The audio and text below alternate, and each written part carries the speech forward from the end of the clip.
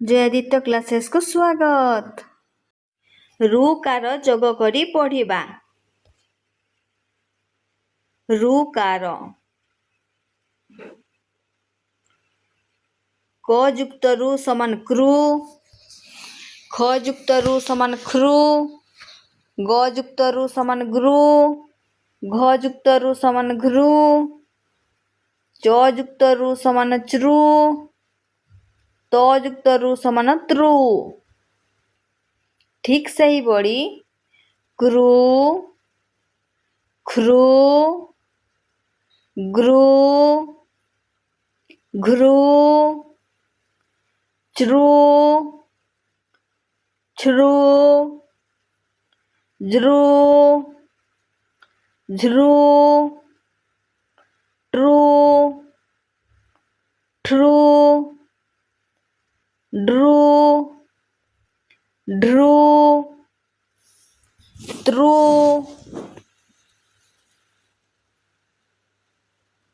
ଥୃ, ଦୃ, ଧୃ, ନୃ, ପୃ, ଫୃ, ବୃ, ଭୃ, ମୃ, ଜୃ, ଋ, ସୃ, ସୃ, ସୃ। ତରେ ରୁ ଫଳା ତୃ, ମୂର୍ଦାଣ ତୃଣ। ମରେ ରୁ ଫଳା ମୃ, ଗ ମୃଗ।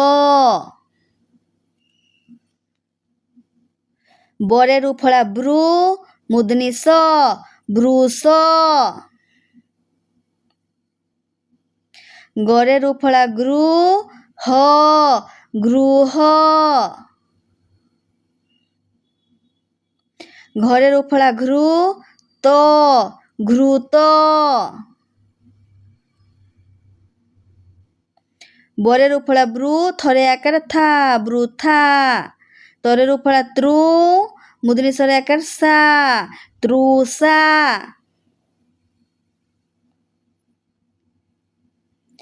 करे ରୁ ଫଳା କୃ, ମୂର୍ଧନି ସ ରେ ହର୍ଷିକାର କୃଷି। ନରେ ରୁ ଫଳା ନୃ, ପ ତରେ ହର୍ଷିକାର ତି ନୃପତି। ପରେ ରୁ ଫଳା ପୃ, ଥରେ ହର୍ଷିକାର ଥି ବରେ ଦୀର୍ଘଇକାର ବି ପୃଥିବୀ। ତାଲବେସରେ ରୁ ଫଳା ସୃ, ଗରେ ଆକାର ଗାଳ ଶୃଗାଳ।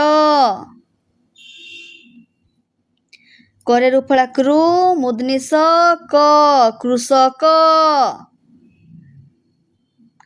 ବରେ ରୁ ଫଳା ବୃ, ମୂର୍ଧନି ସ ଭରେ ଆକାର ଭା ଦନ୍ତ ନରେ ହର୍ଷୁକାର ନୁ ବୃଷ ଭାନୁ।